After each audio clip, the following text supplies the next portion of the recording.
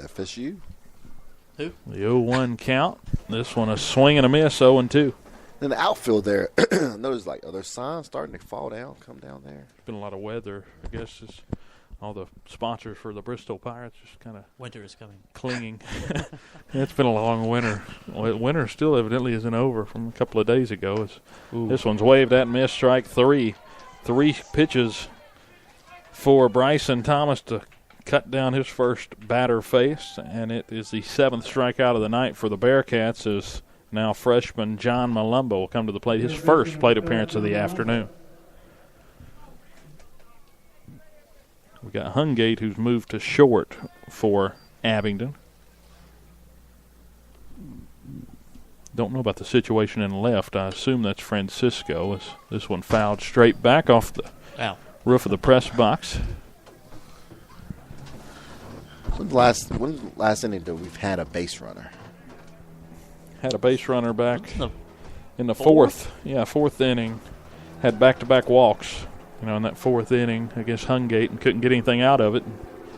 That one's a breaking ball, misses away. That was the inning where they had the back pick and got out of the inning with it.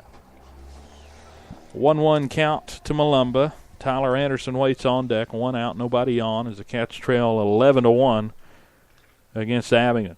Fastball fouled straight back off the bat of Malumba, and it's 1-2. And he doesn't look like a freshman, John, does it?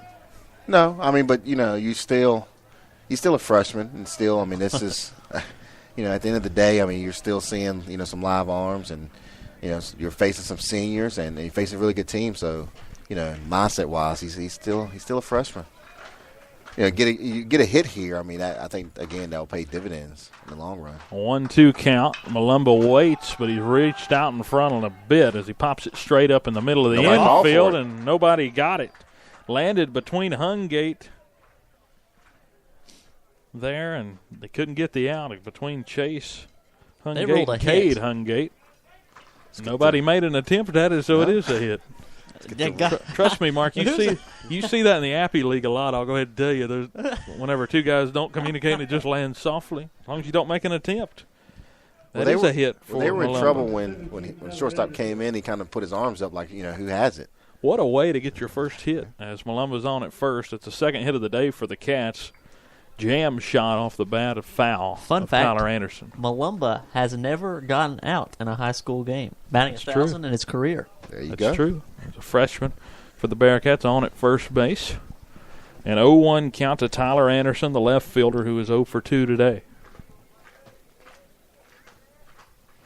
Wind and fire. This one misses low. Good block by Christie. 1-1. Just thought about this. Did we ever get any kind of shout-out? Did we ever do that? No, but I will give a shout-out to Rob Christian listening in from Florida tonight. Fort Lauderdale. He's been sitting up here in this booth many a day the last 2 years with me with the Pirates. So thank you for tuning in, Rob. So misses up and away. 2-1. Let's get the rally caps on here. We still have our lucky Bristol Pirate long sock silver. Got a rally monkey up here at the booth for us. 2-1, misses up and away. 3-1. If you've ever seen Pirates of the Caribbean and seen Jack Sparrow, that's what it looks like. It looks like a mix of Jabu and Jack Sparrow. Yeah, they actually put Jobu the pirate, but they misspelled it and put Jabu. We had to fix that error, but oh well, as that one misses up and in. Got a rally going now. Runners at first and second for the Cats. They trail 11-1, and here comes Michael Bradley as time called as Christie will jog out and speak to the new pitcher, Thomas, out on the mound. The only thing we're missing tonight, the concessions aren't open, so you can't smell the hot dogs coming up from the...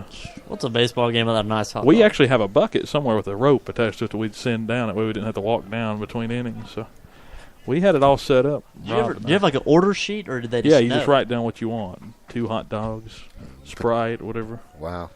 What do you think of that? You need to come for some baseball. As this one misses inside, that's Michael Bradley, who's ahead in the count 1-0. Couldn't do that in basketball. No. It's like having a food conveyor. Like you see in like old houses that used to have a food conveyor that would come down and you just bring it back up. Yeah, we thought of that in the middle of inning one day, and the next day we had a conveyor belt system. Missed inside, almost hit Bradley, and it's 1-0. Get kind of worried whenever a guy just falls straight back and doesn't rotate his shoulder out of the way of the pitch. You definitely leave yourself more vulnerable as he just kind of leaned back there.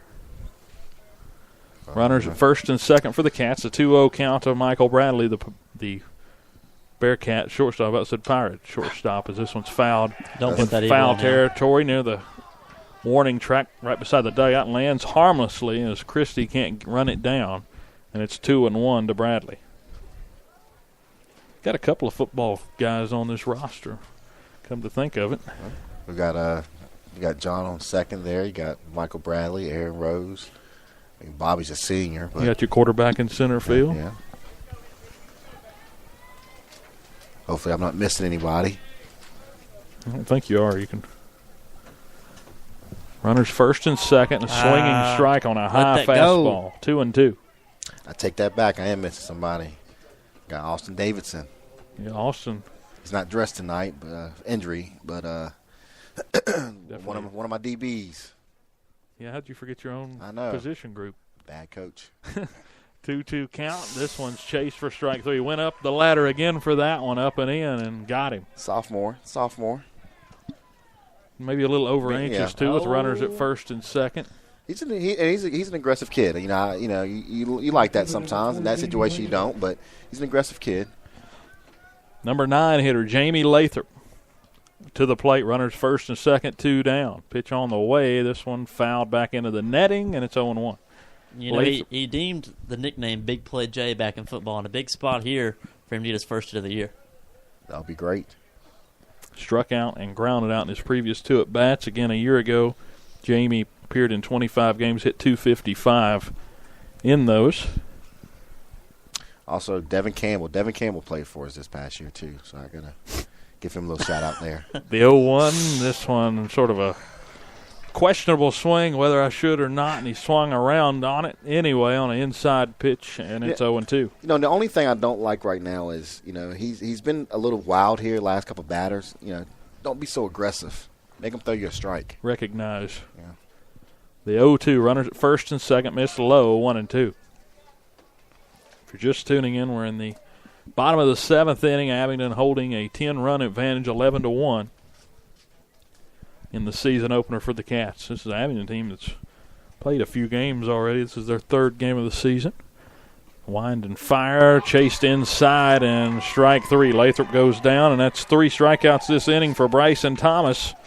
Gave up a single and walked 1, but no runs, 1 hit, no errors, and 2 left on as we head to the top of the 8th inning. It's still all Abingdon, as they'll go ahead and call it after this inning. They're shaking hands. We'll be back for the post-game show after this. 11-1, Abingdon gets the win. We'll be back in just a moment. Hi, I'm Matt Kenseth. You don't have to be a race car driver to know that life can be full of drama. Some of it you can't control, like mechanical issues, high winds, and rain delays.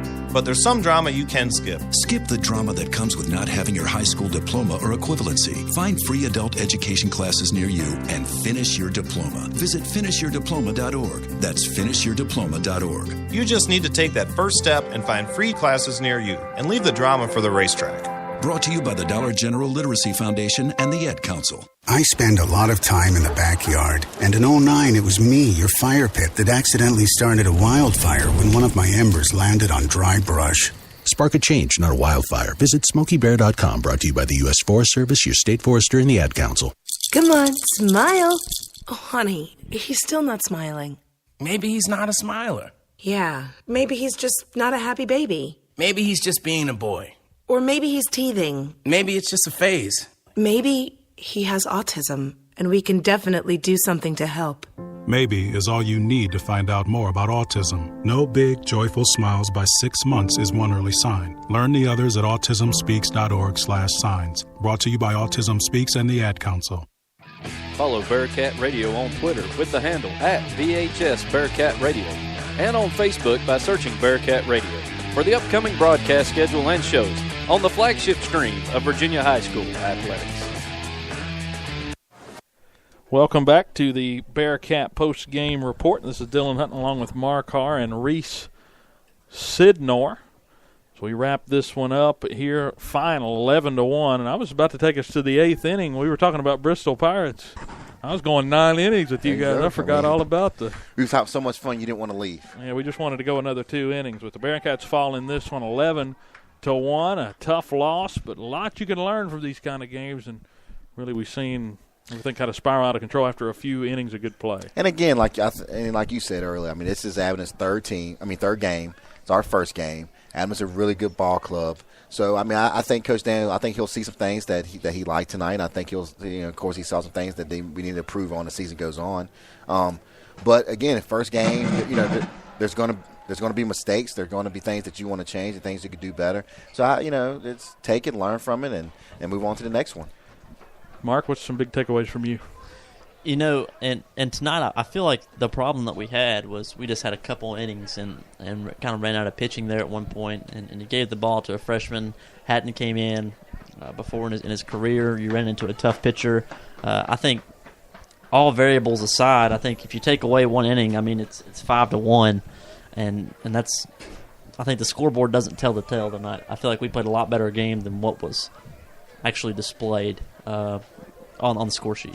It'll look a lot different in the paper than what we saw this afternoon. When you look at it tomorrow, unfolded out in the sports section, it'll be a little different than what we saw this afternoon. And it's a talented Abingdon team. We knew that coming in, and can't walk as many guys as we did tonight. And that happened. And you only had 2 hits all game. A couple what ifs too, like the play where we missed the ball behind the plate there. The pitcher calls him off, tries to make a big play on his own. That turns into a run. The back pick, what happens if that runner scores and you get that extra at-bat in that inning?